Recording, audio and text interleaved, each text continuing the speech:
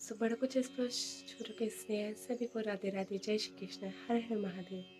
सो सोमवार को है 26 अगस्त को श्री कृष्ण की महाजन्माष्टमी।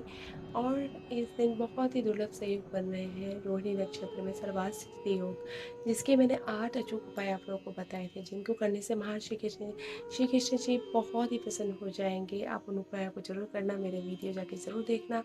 इस ब्लॉग को मैं बना रही हूँ श्री कृष्ण के अनसुने रहस्य को जानने के लिए, जो कि हम नहीं जानते हैं। एज ए सनातनी हम लोगों को पता होना चाहिए कि हमारे श्री कृष्ण कैसे थे, उनकी बाल लीलाएँ कैसी थी, उनका जन्म कहाँ हुआ था, और कुछ अनसुने उनके रहस्य जो हमको पता होना चाहिए, हर सनातनी को पता होना चाहिए। तो सबसे पहला रहस्य मैं ये बताना चाहूँगी, श्री कृष्ण के शरीर से एक मादक गंध आती थी। वो एक ऐसी गंध थी कि वो कितना भी भेष बदल ले, लेकिन उनको सभी पहचान जाते थे उनकी उस मादक गंध की वजह से।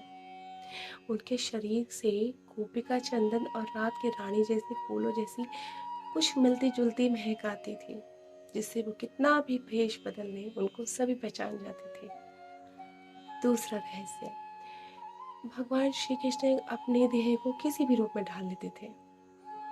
वो जब चाहे तब अपने शरीर को बिल्कुल लड़के जैसा नाजुक कोमल सा बना लेते थे, और कभी बिल्कुल वज्र जैसा कठोर।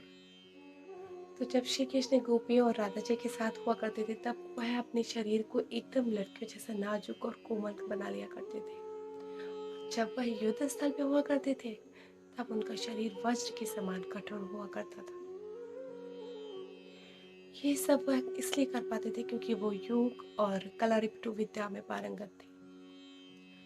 तीसरा रहस्य, श्री कृष्ण ने 119 वर्ष की आयु में देह का त्याग किया था। एक बार वह वृक्ष के नीचे आराम विश्राम कर रहे थे, और वहां पर जरा नाम का बहेली आया, और उसने विष वाला तीर उनको हिरण समझकर उनके पैर में मार दिया। उन्होंने उस विष के तीर को बहाना बनाकर और वहीं कुछ समय बाद अपने शरीर को त्याग दिया। किंतु 119 वर्ष की आयु में भी शरीर का त्याग करने के बाद उनके शरीर में उस आयु में भी ना ही श्वेत बाल थे एक भी, और ना ही उनके किसी प्रकार की झुर्रियाँ थी। इसका मतलब वह उस उम्र में भी बिल्कुल युवा अवस्था में थे। उम्र का कोई भी पड़ाव उनको प्रभावित नहीं कर सकता था। चौथा रहस्य, किस रंग के थे कृष्णा? तो कुछ लोगों के अनुसार श्री कृष्ण जी नीले थे, और कुछ लोगों के अनुसार श्री कृष्ण काले थे। लेकिन ऐसा नहीं था। श्री कृष्ण कुछ काले कुछ नीले, मतलब काले जैसे नीले, जैसे कि सूर्यास्त के बाद आसमान हो जाता है थोड़ा सा काले से नीला, उस वर्ण के थे। तो कुछ शास्त्रों के अनुसार वो मेघ श्यामल वर्ण के थे, मतलब काला नीला सफेद मिश्रित। पांचवा रहस्य, श्री कृष्ण के पास ऐसे तो बहुत सारे दिव्यास्त्र थे, किंतु सबसे दिव्यास्त्र था उनका सुदर्शन चक्र। तो कुछ शास्त्रों के अनुसार वो मेघ श्यामल वर्ण के थे, मतलब काला नीला सफेद मिश्रित। पांचवा रहस्य, श्री कृष्ण के पास ऐसे तो बहुत सारे दिव्यास्त्र थे, किंतु सबसे दिव्यास्त्र था उनका सुदर्शन चक्र।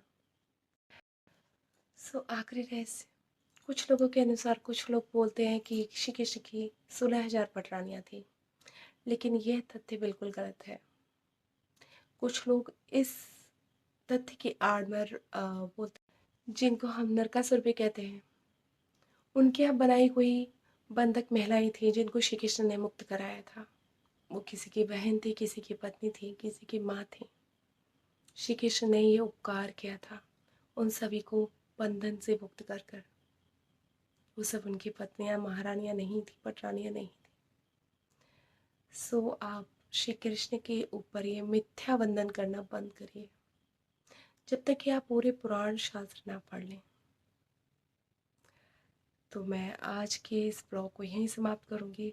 आप सबको वीडियो अच्छा लगा तो लाइक सब्सक्राइब जरूर कीजिएगा। Thank you for watching this video. जय कृष्ण, राधे राधे, हैप्पी जन्माष्टमी।